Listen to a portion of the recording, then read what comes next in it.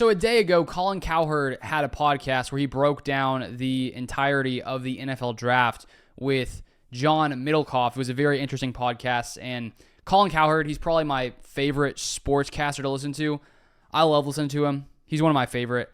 And I don't always agree with him, but I enjoy what he has to say. So today, we're going to listen to what he had to say about the Packers, and he gives some takes as well on the Packers draft. So let me play this, and then I'm going to give my thoughts as we go through this, and you'll see what Colin here has to say. Stars everywhere.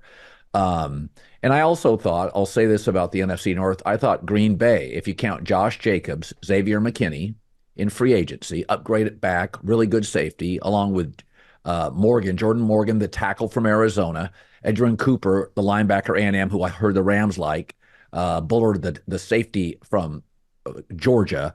Like, that's 5 really good players. Green Bay. So Colin seems to like what the Packers did. And, we've been following Colin for a while here on the channel, watching what he has to say, just because it's fun, it's entertaining, especially watching him talk about Jordan Love last season and seeing Jordan, overcome all the noise that he wasn't, it was going to be a backup, all that kind of stuff. And Colin came around to Jordan Love being legit. It's sort of hard now at this time to not admit that Jordan Love is a really good quarterback. And that's not to say that he's not going to have some down times, and technically there's a possibility he could have a worse season than last year. I don't think so. I don't think that's going to be the case. I think when you look at the fact that these receivers coming back another year, Jordan Love entering his second season, you could say, well, defenses are going to figure out what he's doing. They're going to slow him down. I'm just not buying it. Jordan Love is too good for that to happen, in my opinion. That's just my opinion. So now, okay, well, let's go back. It's interesting. If you told me 2 teams that draft well the last decade, I would actually say Green Bay and Tampa, but they're so divergent in terms of success because one gets the quarterback right and one hasn't.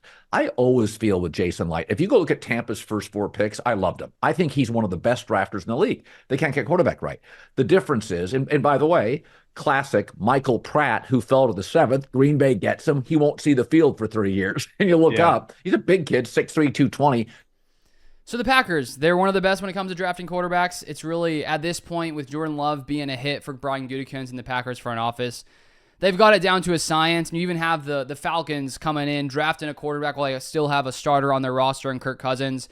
Some people saying that it's a little different than the Green Bay situation. But honestly, I don't think it's ever a necessarily dumb decision to draft a quarterback. I mean, okay, if this year the Packers would have drafted a quarterback round 1, that's sort of crazy. But if you have a veteran-type quarterback who's, 39 years old or however old Kirk Cousins is, I honestly didn't have a problem with the Falcons drafting Michael Penix at number 8 because in 3 seasons, when Kirk Cousins is potentially out of the league, the Falcons could look like geniuses if Penix comes through and is a legit quarterback. So I think when you have a position that is so important, where if you don't hit that position, as Colin's talking about here, then the rest of your draft doesn't matter that much. You need a quarterback if you want to go far in the playoffs. Typically you're not going to be able to get by with some random guy off the street, maybe some kind of late round quarterback. Typically, you need a guy who can come through, be that elite type quarterback. The Packers have done it time and time again, and so that's why here we are sitting going into 2024 with the Packers seen as one of those top teams because of the Packers hitting on Jordan Love, and it makes everything else a lot easier. Not a huge arm, but you look up in 3 years and be like, oh, that's a functional starter in the NFL. But that division, it's really interesting about Chicago, Green Bay, Detroit, Minnesota. Minnesota may be the most talented potential 4th place team that I can remember. I was doing this over the course of the weekend. I was writing down everybody's 10 best players in that division. There is not much that separates Detroit and Minnesota. Like, it's inches. Not if Darnold plays well, you could see Minnesota to the last weekend competing. Well, isn't it a good example? If I'm not sure. I mean, maybe Sam Darnold can play well with the Vikings. I don't know. But it is interesting. They got J.J. McCarthy. And I guess the question is for him is, for the Vikings, they've got a somewhat solid roster, and it comes down to can their quarterback play well, and we'll see if that takes place. But the NFC North is now pretty stacked with Caleb Williams on the Bears. The Bears had a very solid draft. I believe that.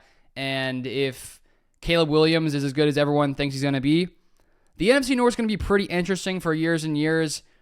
Packers, Bears, Lions. It's crazy because just before last season, most people I feel like were looking down on the NFC North. Now I've heard people saying that it's the best division in football. So things have changed. Example, use Jason Light. They had no quarterback. They insert Brady at 42 years old and just start dominating, right? So if they would have had the same roster, you would have put Aaron Rodgers, same thing would have happened. Look at last year. Baker had, 75% of his season was pretty solid, and they were a playoff team, and they kicked the Eagles, and they were right there in the second playoff game with the Lions. So the quarterback position, which I'm sure we'll talk about, is so important. But I'm with you. Like, I think Green Bay is going to be very, very dependent on this Jeff Hafley, the guy that they hired from Boston College, who was very well. And this is John Middlecoff speaking, by the way. He's got some solid analysis. He used to be a scout, I'm pretty sure. Thought of Kyle Shanahan, really liked him. The Ohio State, when Ryan Day first got the job, made him a co-defensive coordinator. But he's got to be good because that's really been the downfall of their operation, right? And really goes back to McCarthy with some of their great teams with Aaron Rodgers. And listen, McVay, what do?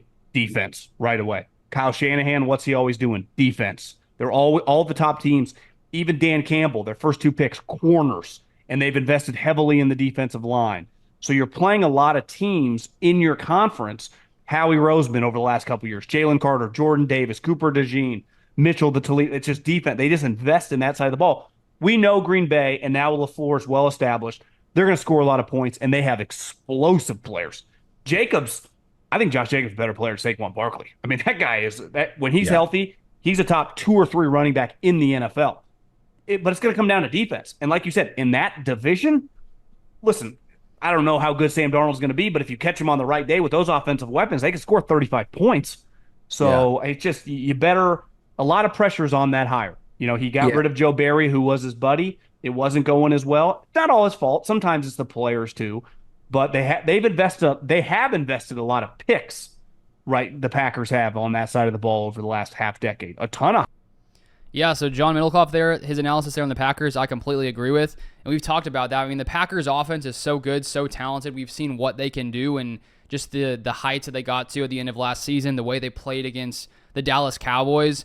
And it's pretty much going to be the same group on offense outside of Aaron Jones, of course, going to the Minnesota Vikings, staying in the NFC North. And hopefully Josh Jacobs can stay healthier than Aaron Jones did last season. But I do think it does come down to this defense. It does come down to Jeff Hafley because we know what the Packers offense can be. They've got pretty much the same receiver room: Christian Watson, Romeo Doubs, Jaden Reed, Dontavian Wicks, Bo Melton, solid tight end room. I think they upgraded on the offensive line with Jordan Morgan round 1. And, typically we've seen the Packers draft defense round 1 most times, and they've really invested on that side of the ball. And so it's really time, I think, as Middlecoff was saying, for this Packers defense to take that next step. And that's the question. Can Jeff Hafley be the guy to turn it around here in Green Bay? Because we've seen times where this Packers defense has played well, but under Joe Barry, it was just inconsistent. There were so many moments, even near the end of last year, where there was a period where it really felt like the Packers may actually move on from Joe Barry during the season. They decided to stick with him, have a pretty dominant performance against Dallas, especially early in that game. And then, of course, they say, you know what? We're done here. We're going a new direction. We're bringing in Jeff Hafley. And I think that's the hope. That's the hope of all of us Packers fans, is that we'll finally see something change on this defense where maybe we get a top-tier defense. Because with Love playing as he did last season, probably going to continue in that way in 2024 with all these young weapons having a whole other year of experience. If this defense can be, even if the defense is middle of the road, the Packers, I think, could still make a push in the playoffs. But if they really want to be dangerous, it comes down to this defense coming through in a way we haven't really seen in a long while in Green Bay. So Colin seems to be on the Packers train here. He seems to like what they did in the draft. And I just think that when you get to a certain point and you've seen how successful the Packers have been when it comes to drafting players, you almost have to go, well, they've found success in the past. Odds are they know what they're doing. And for any GM, you're not going to hit on all your picks. You probably miss on 50% of picks. It obviously goes down as you get further down in the draft. But the Packers, as Colin said, they're the best when it comes to finding quarterbacks. They did it once again with Jordan Love. And when you hit on that, it makes everything else a lot smoother. The Packers have hit on their wide receivers. They've always been good at that, finding guys outside of round one.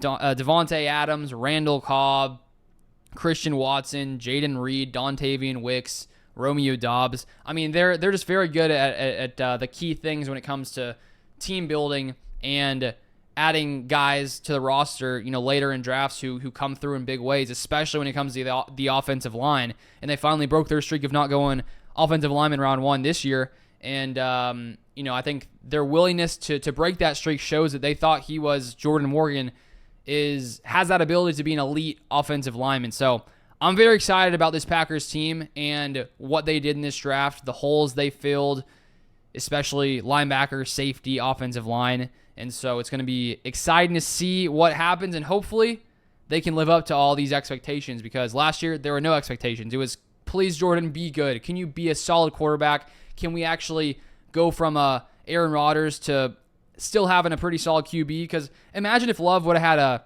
down year, a bottom 10 quarterback year. We'd be sitting here wondering if the Packers are going to draft a QB in round 1 or 2. And luckily, Jordan Love is a guy at the quarterback position. So it's fun to be a Packers fan. It's been fun for a long time to be a Packers fan, and it will be fun forever to be a Packers fan. So thank you for watching. Subscribe if you want more Packers content, and I'll see you guys next time.